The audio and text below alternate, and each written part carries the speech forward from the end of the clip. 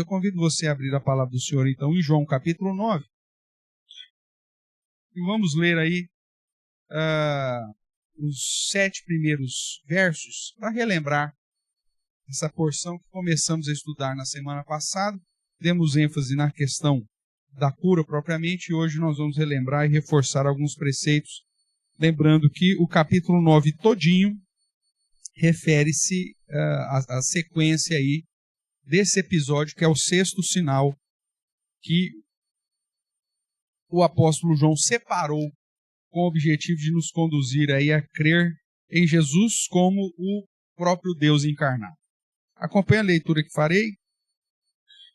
Diz assim, as Sagradas Escrituras: Caminhando Jesus, viu um homem cego de nascença, e os seus discípulos perguntaram: Mestre, quem pecou, este ou seus pais, para que nascesse cego? Respondeu Jesus: Nem ele pecou, nem seus pais, mas foi para que se manifestem nele as obras de Deus. É necessário que façamos as obras daquele que me enviou enquanto é dia. A noite vem quando ninguém pode trabalhar. Enquanto estou no mundo, sou a luz do mundo.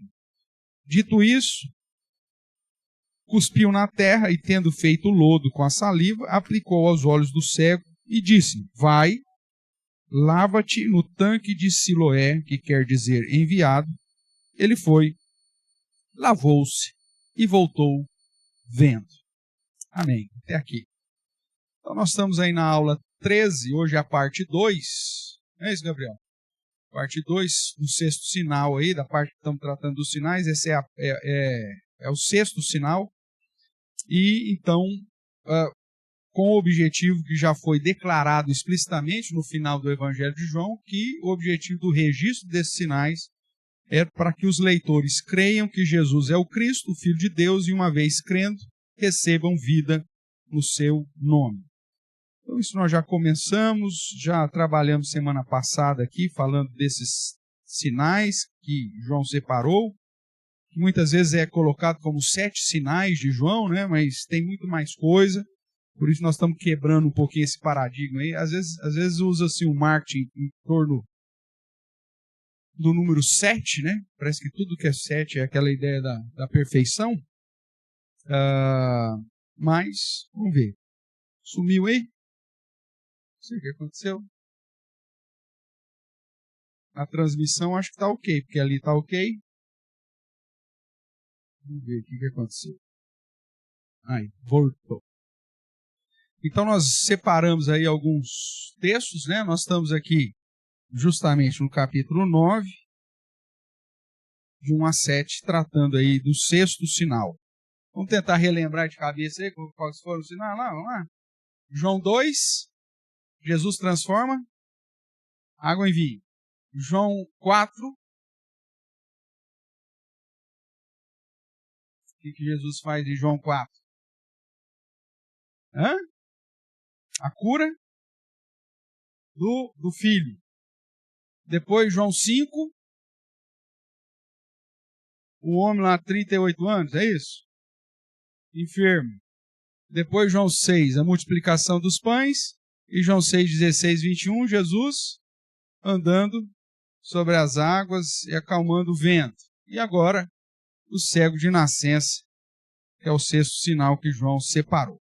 Já fizemos essa conexão aí, vimos que sempre todos os evangelhos vão seguir algumas categorias: milagres sobre as leis naturais, milagre de cura, milagres de libertação e exorcismo, milagres sobre a morte. Já vimos e relembramos aí, né, os sinais. Então, o segundo, a cura do filho oficial. O primeiro, Jesus transformando água em vinho. Depois, o terceiro sinal, a cura do homem enfermo há 38 anos. O quarto sinal, a multiplicação dos pães e dos peixes. O quinto sinal, Jesus andando sobre as águas. E agora o 6º sinal, a cura do cego de nascença. Semana passada, nós pontuamos alguns detalhes. Primeiro, que essa expressão cego de nascença era uma expressão que apontava para uma situação que não tinha solução. O próprio cego, depois da cura, ele vai dizer, olha, nunca se ouviu esse negócio.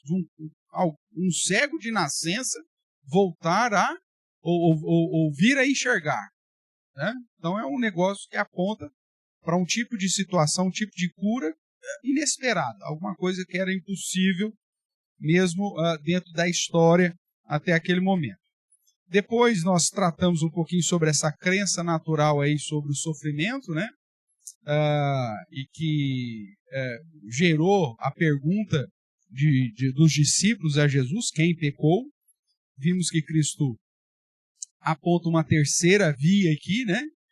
Que o pecado não é só do cego, não é só dos pais, como possibilidade do sofrimento, mas um propósito maior para Deus manifestar aí a sua glória. Tudo isso nós já tratamos semana passada. Então, o verso 3 deixa, para que se manifeste nele as obras de Deus. Vimos também a ênfase, mais uma vez, no fato de Jesus como sendo a luz do mundo, algo que é recorrente no Evangelho de João. Afinal de contas, Jesus é apresentado como a luz do mundo, a verdadeira luz que ilumina o homem. E isso nós vimos em João capítulo 1, capítulo 3, capítulo 8, capítulo 11 e 12, além daqueles que nós estamos estudando aqui no capítulo 9. A ideia é fazer um contraste com o ensino dos fariseus, o ensino dos homens, a religiosidade dos homens, que ao invés de trazer luz, trazia trevas. E ao invés de apontar para iluminação dos olhos, apontava para uma cegueira espiritual dos religiosos. Também fizemos uma conexão com a realidade da cidade, vimos que o tanque de Siloé, onde aconteceu, está aqui bem na parte de baixo aqui do mapa, né? Enquanto que a cura do homem que estava há 38 anos é lá mais perto do templo, mais acima aí do desenho, o tanque de Betesda. Então Jesus está aqui no dia a dia, andando, né? O texto começa dizendo que Jesus viu, então é Jesus que vai ao encontro, e aí nós pontuamos algumas questões relacionadas à cura desse cego de nascença. Nós vemos que Jesus usa meios e a própria obediência do cego para manifestar a sua cura. Tratamos aqui nesse ponto que Jesus, como sendo o próprio Deus, ele pode usar meios ou não, né? Como já foi dado exemplos aqui nos sinais de João. Você tem o caso do filho do oficial, onde Jesus simplesmente, vai lá que seu filho está curado, né? Seu filho, mesmo à distância, sem meio nenhum, Jesus não chegou para ele e falou assim, leva essa pomadinha, ou dá esse antitérmico para ele. Não, Jesus não usou meio nenhum, simplesmente curou. E aqui no caso você tem Jesus usando o meio, foi a própria saliva, o barro, fez um lodinho lá, a terra fez um lodinho, aplica nos olhos e manda o cego lavar-se lá no tanque e ele volta curado. Então você tem a ideia do uso de meios e ao mesmo tempo a ideia da obediência. Muitas vezes Deus pode usar esses mecanismos para manifestar a sua cura. Então, te dá um remédio, faça esse tratamento, e Deus pode abençoar esse mecanismo como instrumento de bênção na vida das pessoas. Uma outra questão que a cura do cego aqui vai apresentar é o fato de que era sábado, e que isso aponta para religiosidade apenas, né? Jesus não fazia as curas no sábado simplesmente porque ele queria desagradar os fariseus ou quebrar a lei, mas era justamente para confrontar a religiosidade vazia, uma religiosidade de práticas que não conduzia ninguém para perto da compaixão, da misericórdia e da graça do próprio Deus. Também falamos que a postura, né, o confronto dos religiosos em relação a Jesus, dizendo, ele não é de Deus, ele é pecador. A postura da religião, né, a cegueira da religião, não só em não reconhecer Jesus como o próprio Deus, dizendo que ele não é Deus, que ele não é pecador, mas aplicando, às vezes, situações que afastam as pessoas de Deus. E nós vimos aqui na história que já era de comum conhecimento do povo que quem declarasse ser Jesus o Messias ou o Cristo seria excluído da igreja, seria expulso das sinagogas, Então, a religiosidade coloca muitas vezes uma postura que acaba conduzindo as pessoas para longe de Deus ao invés de aproximá-las do Senhor.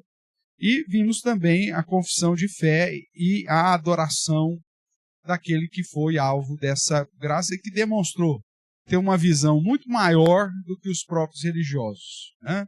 Há uma sequência que nós vamos caminhar agora, que mostra esse cego de nascença, que já era adulto, porque os próprios pais dizem isso, e que deve nos conduzir aí para no mínimo 30 anos, né?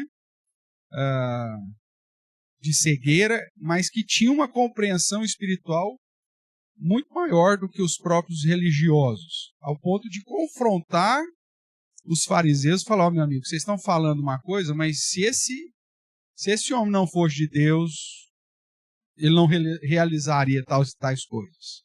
E aí ele aponta Jesus inicialmente como profeta, e depois ele reconhece que Jesus é o Messias, e a postura de adorar a Cristo mostra que ele teve o real entendimento que Jesus era o próprio Deus, porque dentro da cultura judaica era impossível alguém adorar um outro homem, isso seria uma grande blasfêmia, e só com o entendimento que Jesus era o próprio Deus poderia ter conduzido aquele homem, de fato, a adorar Jesus Cristo. Tudo bem até aqui? Então isso nós vimos semana passada. Hoje, caminhando aí de um modo mais específico, no sexto sinal, então nós vemos que a cura do cego era um sinal claro da vinda do Messias.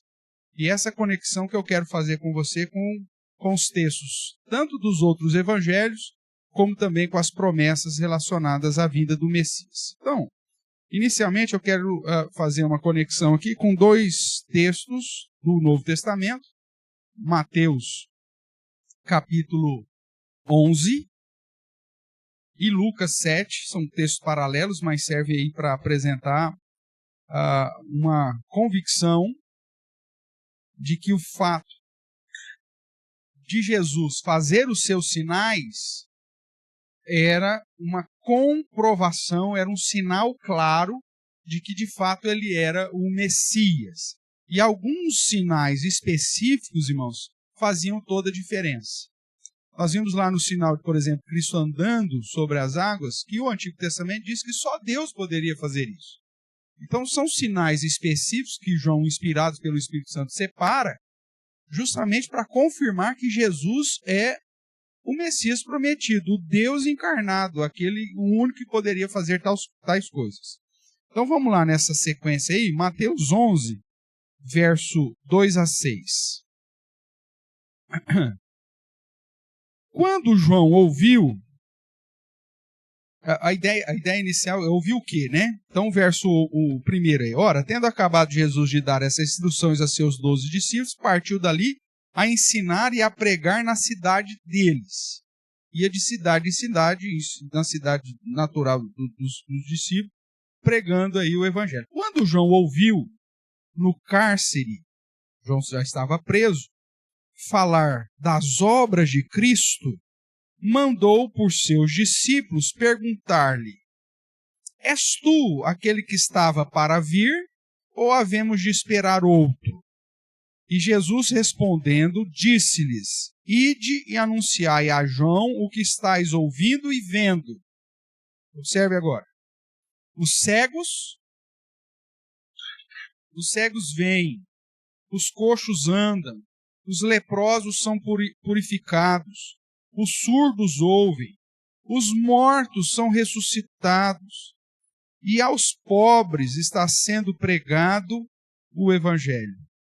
E bem-aventurado é aquele que não achar em mim motivo de tropeço.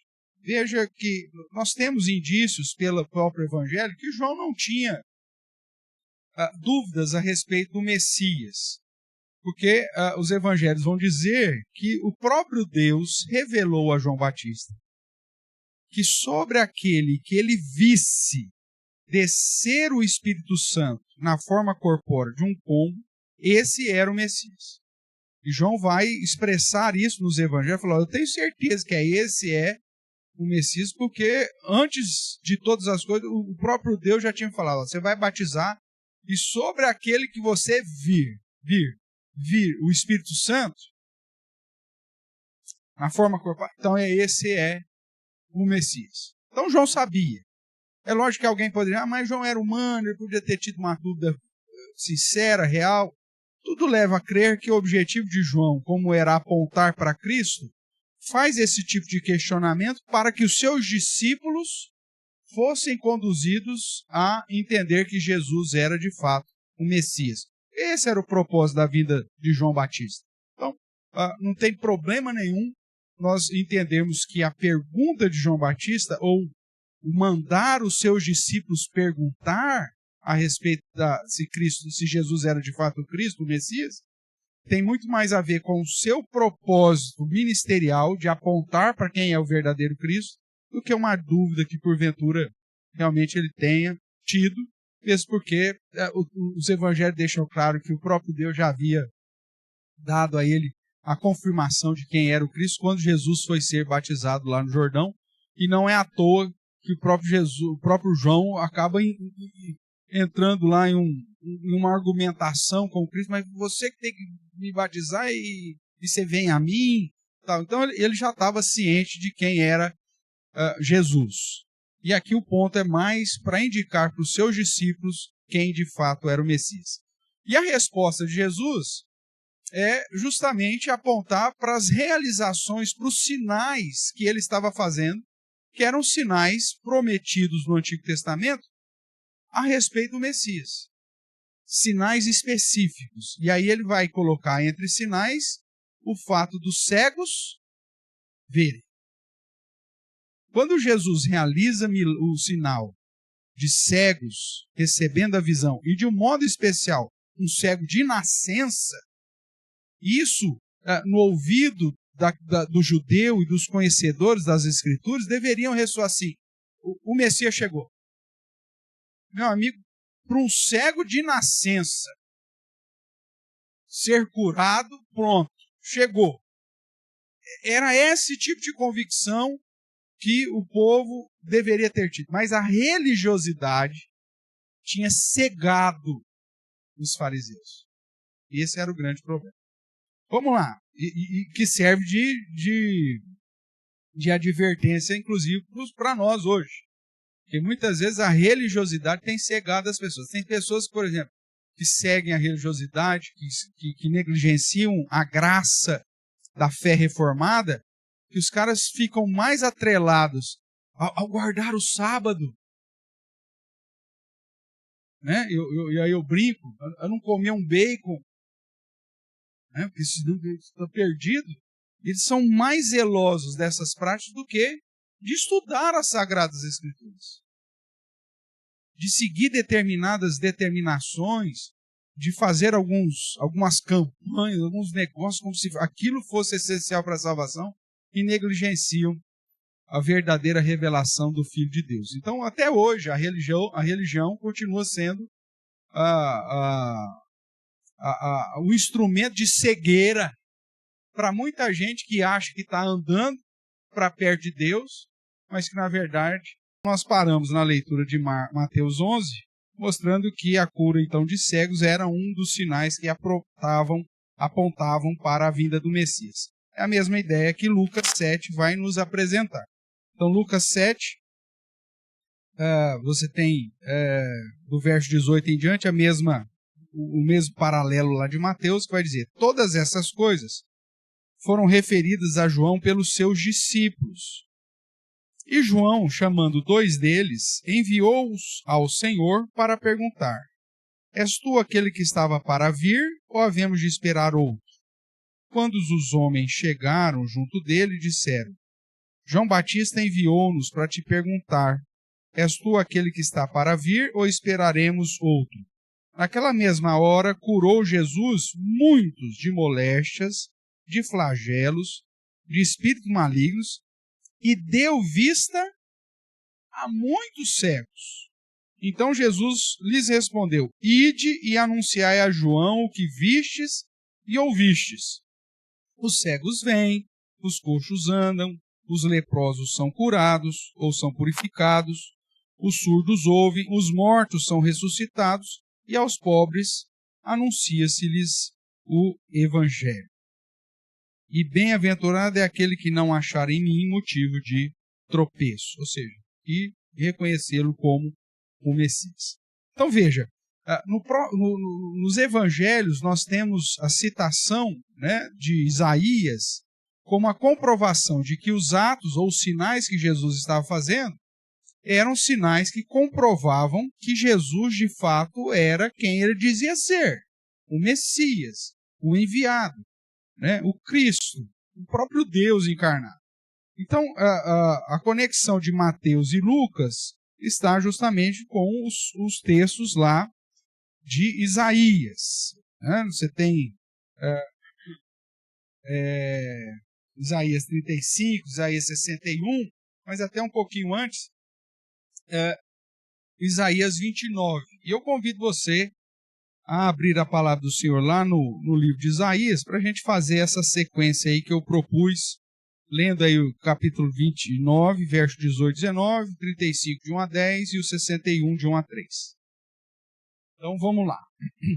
Primeiramente, Isaías capítulo 29, verso 18, vai dizer assim, vou ler o 17, né? O título que foi dado aí pelo comitê é a redenção de Israel. Porventura, dentro em pouco, não se converterá o Líbano em pomar, e o pomar não será tido por bosque?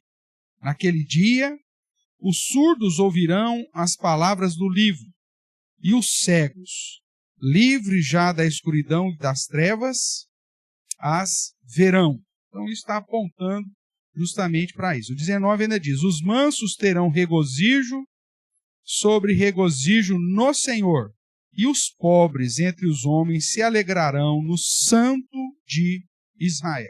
Então, veja que são citações do Antigo Testamento, que apontavam, obviamente, para a redenção e para a figura do Redentor, que trata do cego, que trata do surdo, né? E trata do pobre. Justamente textos que foram citados lá em Mateus 11 e Lucas 7, como prova de que aqueles atos, aqueles sinais comprovavam que Jesus era o Messias e que a gente não tem que esperar outro, né? Como o judeu, infelizmente, ainda nos dias de hoje, está esperando outro Messias. E que Jesus, né, fala que isso não seja pedra de tropeço para ninguém, que as pessoas realmente reconheçam-me como o Messias que estava já todo mundo esperando. Não tem que aguardar outro. Os sinais comprovam que Jesus é o Redentor. Vamos lá para Isaías 35.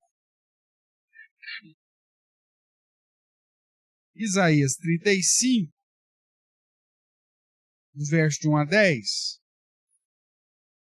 Título que deram aí a felicidade na Sião futura. Na verdade está falando da salvação. Diz assim, o deserto e a terra se alegrarão. O ermo exultará e florescerá como um narciso. Florescerá abundantemente, jubilará de alegria e exultará. Deu-se-lhes a glória do Líbano, o esplendor do Carmelo e de Saron. Eles verão a glória do Senhor, o esplendor do nosso Deus. Fortalecei as mãos frouxas e firmai os joelhos vacilantes. Dizei aos desalentos de coração, sede fortes, não temais. Eis o vosso Deus. A vingança vem, a retribuição de Deus. E ele vem e vos salvará. Então está falando que quem que vem para salvar? Deus.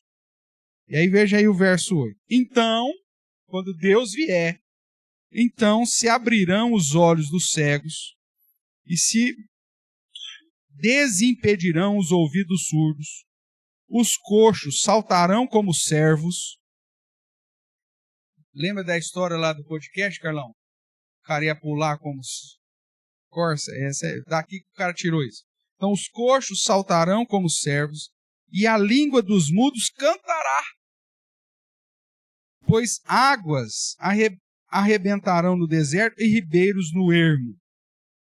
A areia esbraseada se transformará em lagos, e a terra sedenta em mananciais de águas. Onde outrora viviam chacais, crescerá a erva com canas e juncos, e ali haverá bom caminho, o caminho que se chamará o caminho santo. O imundo não passará por ele, pois será somente para o seu povo. Quem quer que por ele caminhe não errará, nem mesmo louco. Ali não haverá leão, animal feroz não passará por ele, nem se achará nele, mas os remidos andarão por esse caminho, o caminho santo, andarão por ele. Uma conexão clara, né, com Jesus falando, eu sou o caminho. Né? Os resgatados do Senhor voltarão e virão a Sião com cânticos de júbilo. Alegria eterna coroará a sua cabeça, gozo e alegria alcançarão, e deles fugirá a tristeza e o gemido. Então veja, há uma profecia de que o próprio Deus virá como fonte de salvação e júbilo para o seu povo. E quando Deus viesse, a prova disso é que os cegos enxergariam, os surdos ouviriam, os mudos cantariam. Ou seja, são sinais previstos no Antigo Testamento que apontam para o Redentor, como nós lemos lá no Isaías 29, e que aponta para a vinda do próprio Deus, que se apresentará como o caminho santo. E quem andar por esse caminho não vai ter como errar, e vai ser alvo dessa redenção de Deus. É esse o contexto que está sendo apresentado. E que em João você vai ver que vai fazer todas as conexões. Então, Jesus é o Redentor e é o próprio Deus. E a prova disso são os sinais. Né? Os coxos saltando de alegria como servos, como corças. Essa é a ideia. Então, é prova. O fato de Jesus curar um cego de nascença e tantos outros sinais que ele fez durante o ministério terreno, nós vimos lá em Mateus e Lucas que Jesus curou um punhado de cego, curou um punhado de gente, de todos os flagelos, moléstia, doença. Lucas 4, que nós lemos durante a reunião de oração hoje, também falando disso. Então, tudo isso é prova de que Jesus é de fato o próprio Deus encarnado, que Jesus era o Messias, ou é o Messias prometido. Tudo bem até aqui? Vamos lá então para Isaías 61. Aí na sequência aí,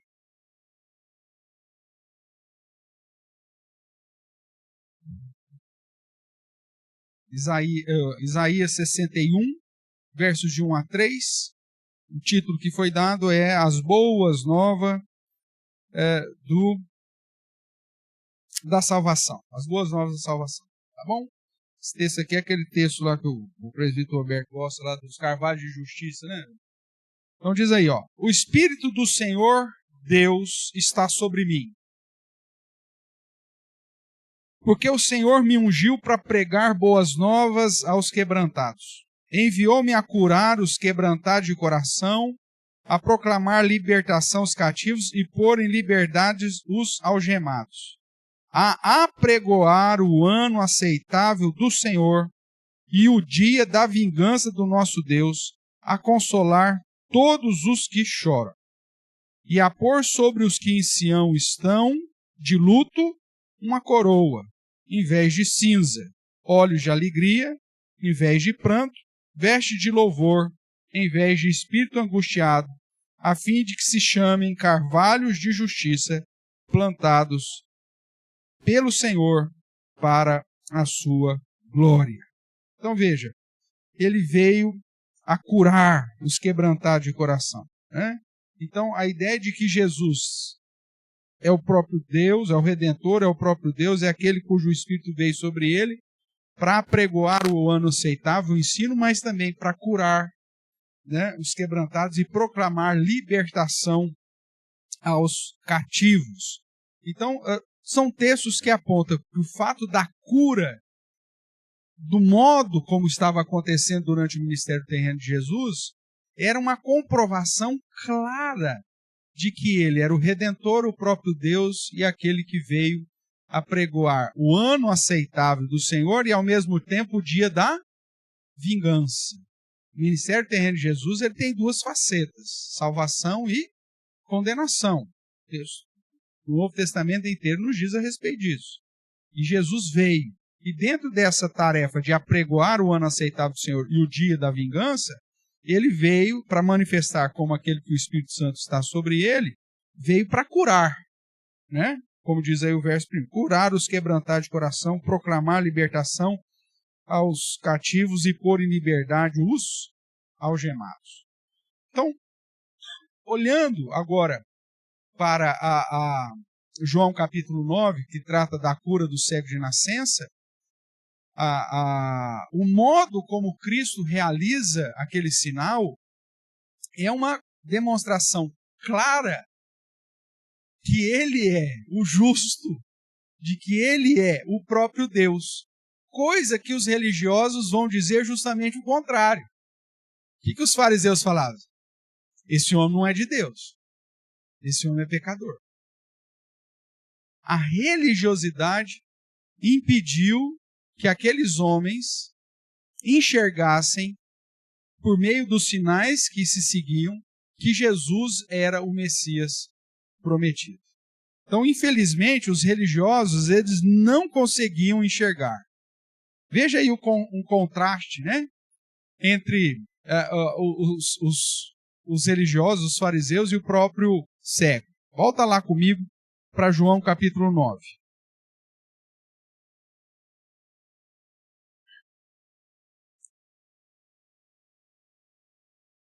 Vamos lá para o verso 16. João 9, 16. Por isso, alguns dos fariseus diziam: este homem não é de Deus, porque não guarda o sábado. Diziam outros.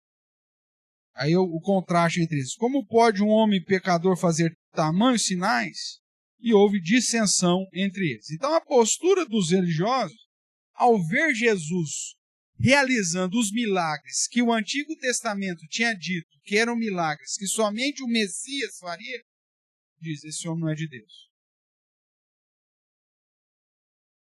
Porque ele não guarda o sábado. Olha a cegueira. É o que as seitas ainda fazem hoje, irmãos, com as pessoas. Elas cegam as pessoas. Aquela de você não guarda o sábado, você não vai para o céu. Se você não tiver uma dieta do Antigo Testamento, você não vai para o céu. Se você não guardar a lua nova, você não vai para o céu. Se você não tiver determinada prática, se você ficar 40 dias sem comer carne, você não vai para o céu. Se você não comer peixe na sexta-feira X, você não vai para o céu.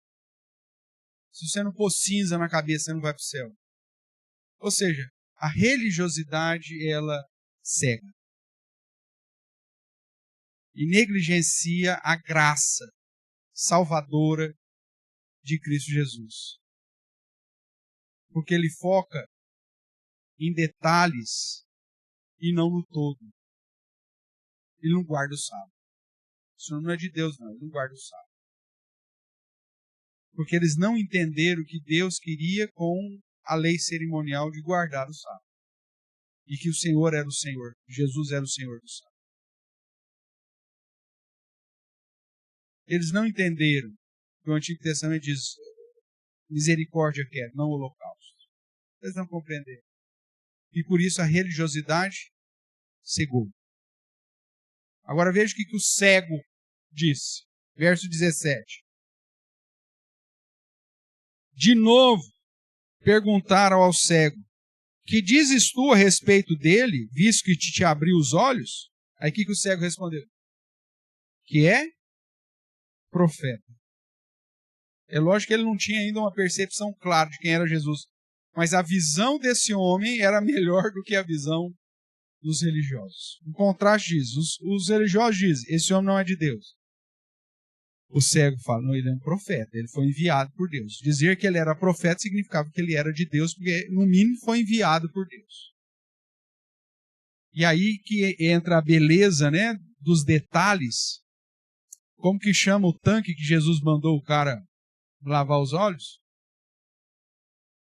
Vai no tanque de Siloé. E aí João faz questão de traduzir para você. O que significa? Enviado. Todos os sinais estavam apontando para Jesus como Messias, mas a religiosidade não permitiu os fariseus enxergarem. Agora o cego enxergou. Não só literalmente recebendo a vista, mas espiritualmente. Veja aí o verso 24. João 9, 24. Então chamaram pela segunda vez o homem que fora cego e lhe disseram, dai glória a Deus. Nós sabemos que esse homem é o quê? É pecador. Só que aí veja o que mais à frente o cego curado diz. Verso 31. Sabemos que Deus não atende a pecadores. Mas pelo contrário, se alguém teme a Deus e pratica a sua vontade, a este atende. Desde que há mundo, jamais se ouviu que alguém tenha aberto os olhos a um cego de nascença. Se esse homem não fosse de Deus, nada poderia ter feito. Os fariseus dizem, esse homem é pecador.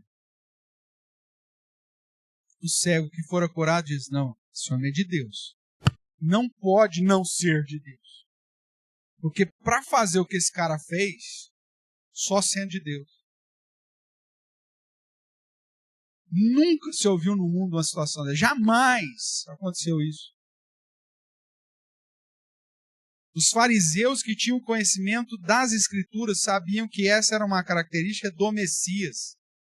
O cego que nunca tinha lido, nunca tinha talvez ouvido o Isaías, pela sua percepção, compreendia que Jesus era de Deus, que era enviado de Deus, porque alguém que não fosse enviado de Deus não podia fazer o que Jesus fez com ele.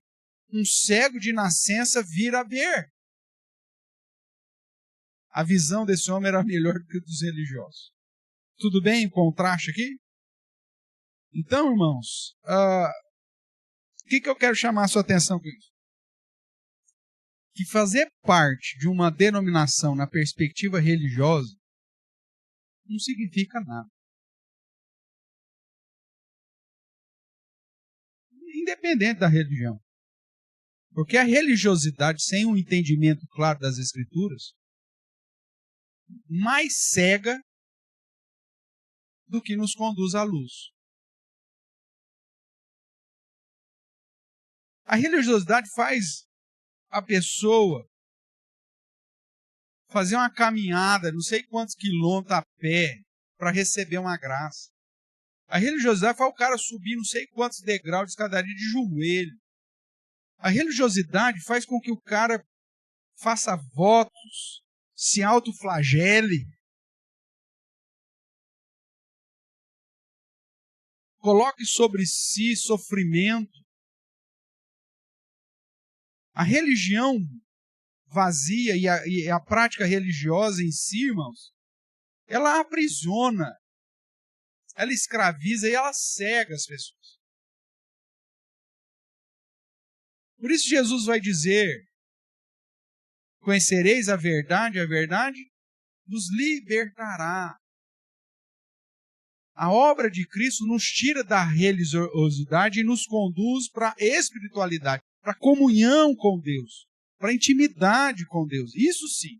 É lógico que nós precisamos da denominação, da instituição, para convivermos em fraternidade cristã, por exigência até de César, até da lei, até do governo.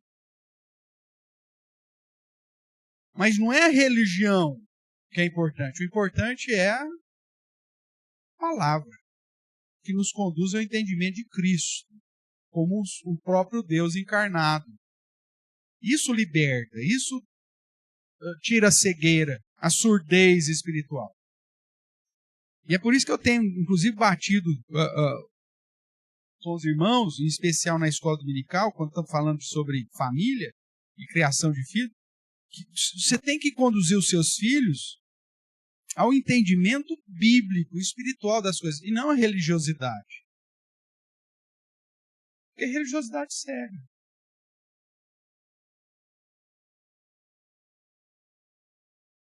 A religiosidade faz mal, como fez para esses fariseus, que achavam que eram esclarecidos, mas na verdade eram cegos. Não conseguiam, mesmo conhecendo o Antigo Testamento, as profecias relacionadas ao Messias, não conseguiam fazer a conexão de que aqueles milagres só o Messias poderia fazer.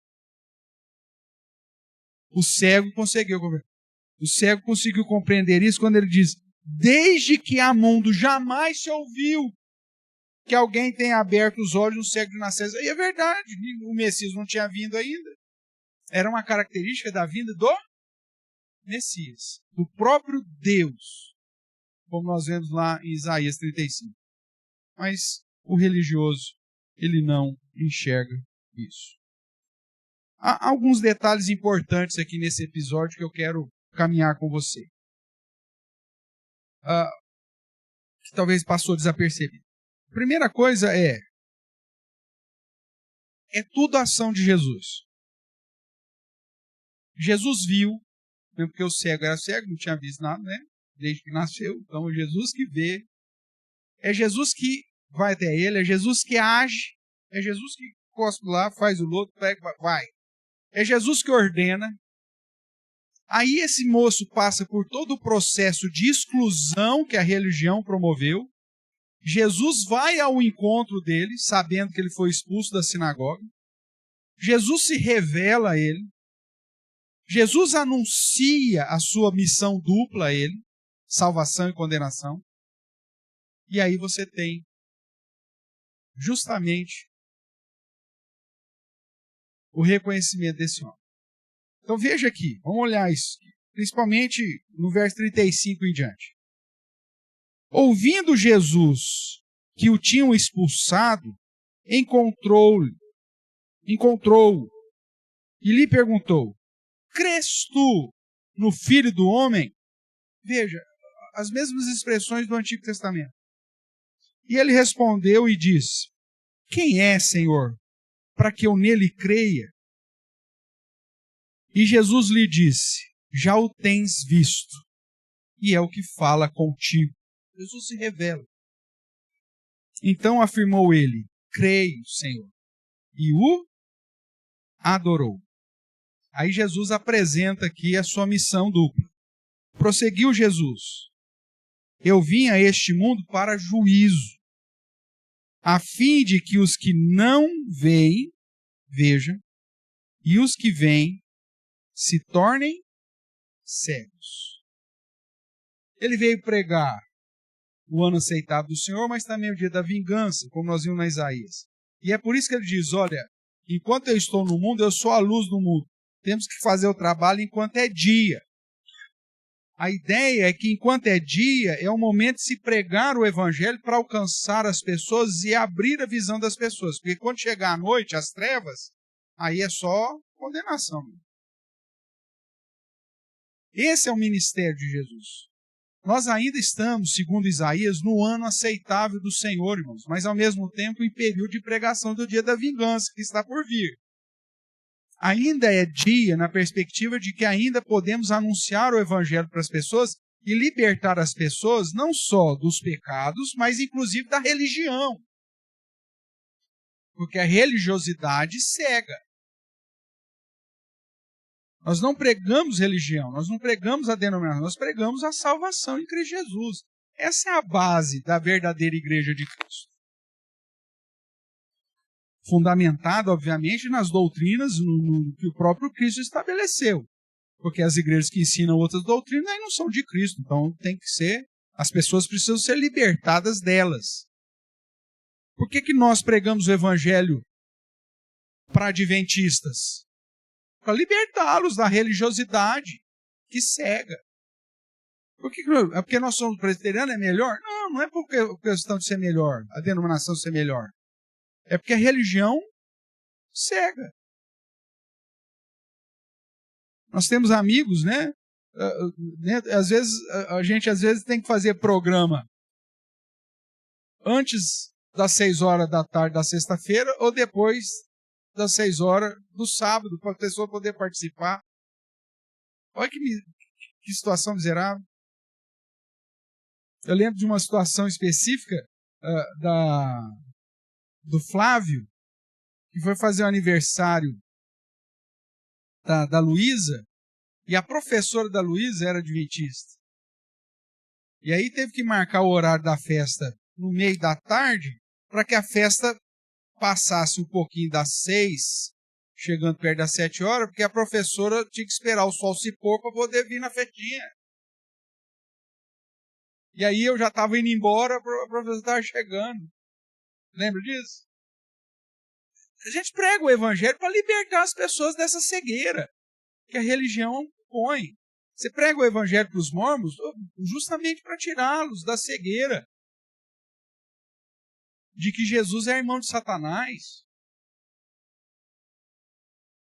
de que foi preciso uma nova revelação. Você prega o evangelho para os testemunhos de Jeová para apontar que Jesus é o próprio Deus que veio ao mundo. A gente não está esperando outro. Você prega para os judeus na mesma perspectiva. Como você prega para os católicos na perspectiva de que a salvação não é meritória. E tantas outras religiões que se dizem cristãs e que nós anunciamos o evangelho, porque não é a religião que salva. É Cristo. Só que é obra toda de Cristo. A gente pode pregar. Isso vai servir do ano aceitável para aqueles que reconhecerem Cristo como caminho santo, e vai servir de dia de juízo ou de condenação para aqueles que rejeitarem Jesus como o caminho, a verdade e a vida. Outra coisa que eu quero chamar a sua atenção é que o foco dos fariseus na religião os impediam de enxergar a chegada da salvação. Como nós já vimos, o verso 16 aponta o fato de que eles dizem que Jesus não é Deus, não é de Deus, porque não guarda o sábado. Essa era a preocupação. O verso 33, esses homens agora se voltam para o cego que havia sido curado e diz assim, o cego diz, se este homem não fosse de Deus, nada poderia ter feito. Aí o verso 34, os fariseus vão retrucar, mas eles retrucaram. Tu és nascido todo em pecado e nos ensina a nós? E o expulsaram. A beleza do evangelho é aquilo que o Salmo 19 diz, né? Que dá sabedoria aos simples. Uma pessoa que nunca foi religiosa, ou que é considerado um pecador pelos religiosos, às vezes recebe da instrução da palavra e tem uma percepção melhor do que os religiosos. Só que aí os religiosos sobem no tamanco e falam assim, você é um cara pecador, rapaz, nós somos religiosos, você vai querendo ensinar para nós. Porque a minha tradição me ensinou isso, a minha religião me ensinou isso, a minha situação me ensinou. Cega. Infelizmente, o foco deles na religião e não nas promessas os impediram de enxergar que a salvação havia chegado na figura do Deus, do caminho santo, de Jesus Cristo, o Deus encarnado. Outra coisa que eu quero chamar a sua atenção, de um detalhe, já mencionei, mas quero reforçar, é que a religião exclui e cega. Né? Vamos dar uma olhadinha lá no capítulo 12, que eu pus aí no slide, acabei não lendo com vocês. Mas veja lá, no capítulo 12, verso 37, depois eu vou até o 48, porque eu citei lá em cima. Mas capítulo 12, João vai dizer assim no 37. E embora tivesse feito tantos sinais na sua presença, o que aconteceu com os judeus? Não creram nele. Para se cumprir a palavra do profeta Isaías, que diz: Senhor, quem creu em nossa pregação? E a quem foi revelado o braço do Senhor? Por isso não podiam crer, porque Isaías disse ainda: cegou-lhes os olhos, endureceu-lhes o coração, para que não vejam com os olhos, não entendam com o coração, e se convertam e sejam por mim curados.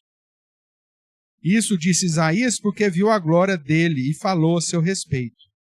Contudo, muitos dentre as próprias autoridades creram nele, mas por causa dos fariseus não confessavam para não serem expulsos da sinagoga, porque amaram mais a glória dos homens do que a glória de Deus.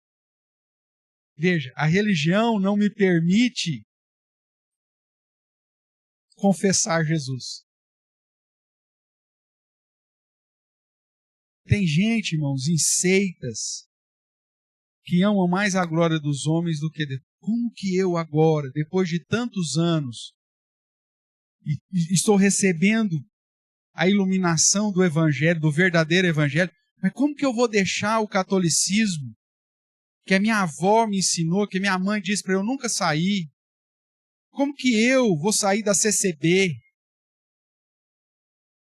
Se eu sou neto de ancião, ou se eu sou o próprio ancião. Pessoas que amam mais aos homens do que o próprio Deus. Como que eu vou deixar até o neopentecostalismo? Se eu disse que eu vi, e agora o Evangelho me provou por A mais B, que aquilo que eu vivi foi puramente fruto da minha vaidade. Então veja, as pessoas por amor à religião rejeitam a salvação. Porque a religião cega.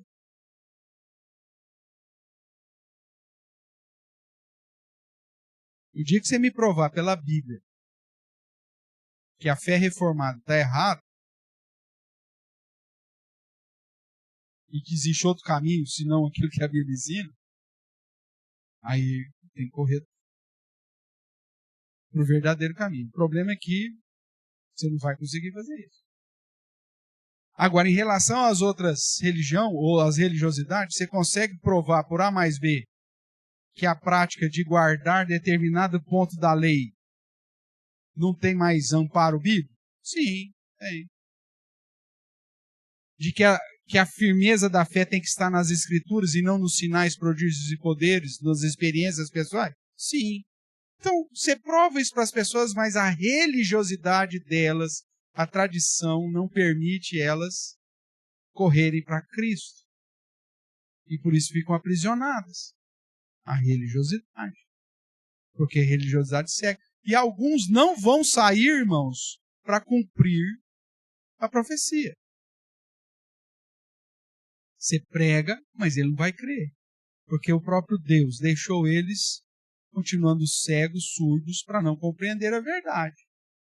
Mas o nosso papel é continuar pregando, porque o objetivo é tanto salvação quanto condenação. E nós não sabemos quem são. Veja aí o que diz a partir do verso 46. Eu vou ler do 44 para fazer a sequência.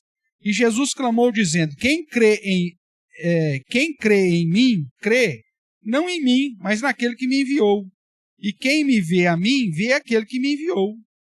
Eu vim como luz para o mundo, a fim de que todo aquele que crê em mim não permaneça nas trevas.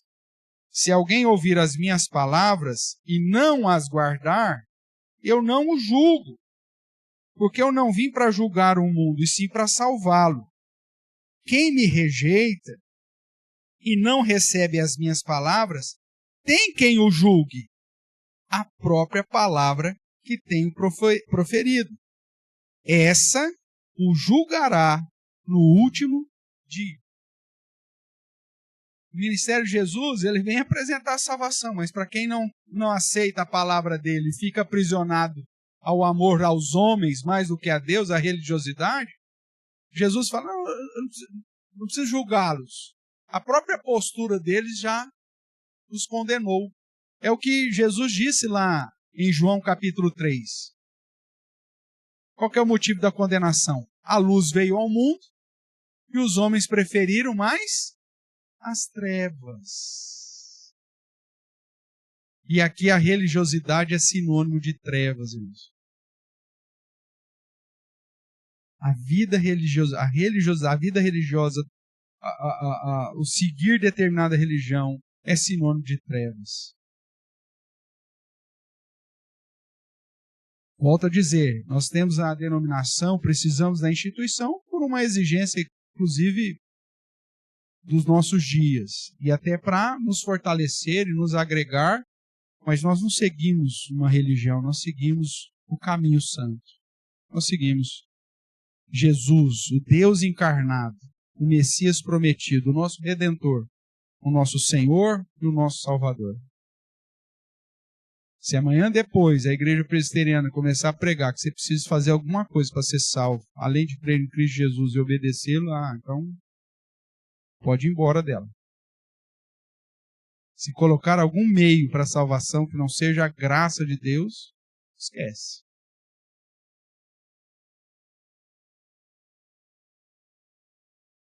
Jesus veio para libertar, Jesus veio para dar vistas para a salvação. Então veja que enquanto Cristo ensina, revela e salva, né, a religião exclui e cega. E a gente tem que tomar cuidado. Concluindo, o sexto sinal selecionado por João revela Jesus como o Messias prometido, o Filho do Homem, conforme profetizou Daniel. Dá uma olhadinha lá em Daniel.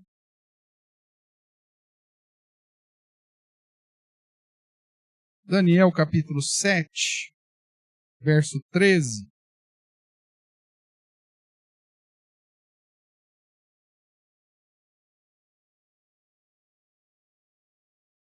Porque Jesus pergunta, né, pro cego: você crê no Filho do Homem? Aí o cego fala quem é para que eu possa crer, né? Então, por que Jesus usa o Filho do Homem? Porque essa expressão Filho do Homem aponta para ele como Deus. Veja o que diz aí capítulo 7 de Daniel, verso 13. Daniel fala: eu estava olhando nas minhas visões de noite, e eis que vinha com as nuvens do céu como o quê? Filho do homem. E dirigiu-se ao ancião de dias e o fizeram chegar até ele. Foi-lhe dado ao Filho do homem domínio e glória e o reino, para que os povos, nações e homens de todas as línguas o servissem. O seu domínio é domínio eterno, que não passará, e o seu reino jamais será destruído. Então, quando Jesus olha para o cego e fala: você crê no Filho do Homem? Quem é? Para que eu possa crer? Jesus: sou eu que falo contigo. Ele está dizendo: eu vim instaurar o reino, eu sou o Messias, eu sou o Redentor, eu sou o próprio Deus, eu sou o caminho santo, eu sou o Filho do Homem. O meu reino não terá fim. Eu sou o próprio Deus. E isso traz um peso muito maior para a confissão de fé do cego, do que era cego, né? Porque ele diz: eu creio. E mais do que isso, o texto diz que além dele declarar a sua fé, ele o adora. Porque ele entendeu que Jesus de fato é o Messias, o Deus encarnado, a quem foi dada a honra, a glória, o reino sem fim. Crês tu no Filho do Homem? Diz João 9,35. Ele é o Messias, o Cristo prometido, que veio buscar e salvar o perdido e aplicar juízo naqueles que se acham sadios e justos. É isso que vai dizer Lucas 5 e Marcos 2. Diante da revelação de Jesus como o Salvador, nós podemos ter 3 posturas diferentes que a gente vê aqui no contexto de João 9. Volta para lá. Você que está em Daniel, volta lá para João 9. Você pode ter a postura a esperada, né? Como o cego que fora curado.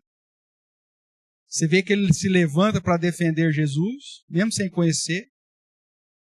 Ah, esse homem não é de Deus. Não, eu digo que ele é profeta. Ah, esse cara é pecador. Falou, esse cara não é pecador não, porque se ele fosse pecador, ele não faria tudo que ele fez. Então ele defende, confessa Jesus diante dos homens, depois confessa a sua fé e adora.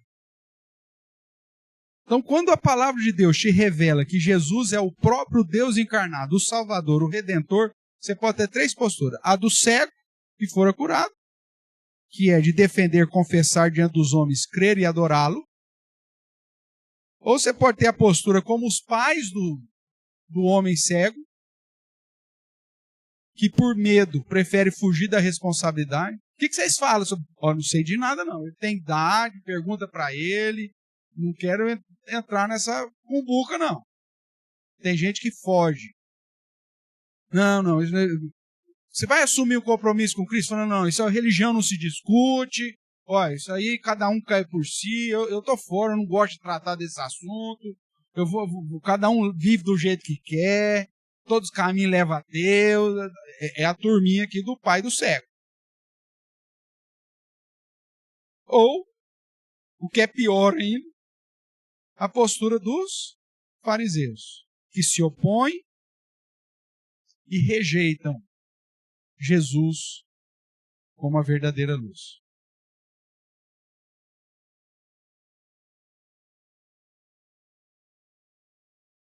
Qual postura você tem tido?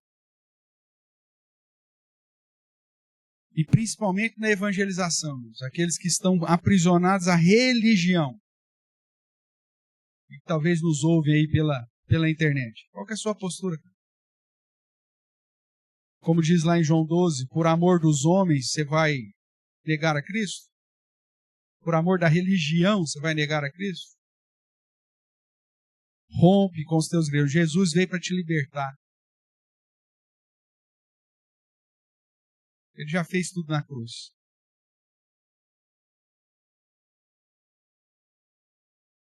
Conheça como o Deus encarnado, verdadeiro Deus, a verdadeira luz que ilumina todo homem. O Messias prometido, o Filho do homem que tem a glória, o poder e o reino. Entregue-se a Jesus e venha aprender dele e obedecê-lo para o seu próprio bem. Essa é a mensagem que a gente deve anunciar. E ao mesmo tempo, mesmo estando numa igreja que preza pela fidelidade do ensino, da pregação do Evangelho, a gente tem que tomar cuidado para não fazer da igreja, da nossa denominação, meios para a salvação. Não é. É só do ajuntamento do povo alcançado e salvo por Jesus, o Messias, o verdadeiro Deus. Que a religião, como instituição, possa simplesmente servir de instrumento para nos unir no propósito de crer em Cristo e adorá-lo como verdadeiro Deus, verdadeiro Senhor, verdadeiro Salvador, como aconteceu com esse homem que era cego de nascença, mas a quem Jesus foi revelado como Messias, como Filho do homem, e deu a ele, além da cura física, a maior de todas, a salvação no nome dele. E que Deus assim nos abençoe.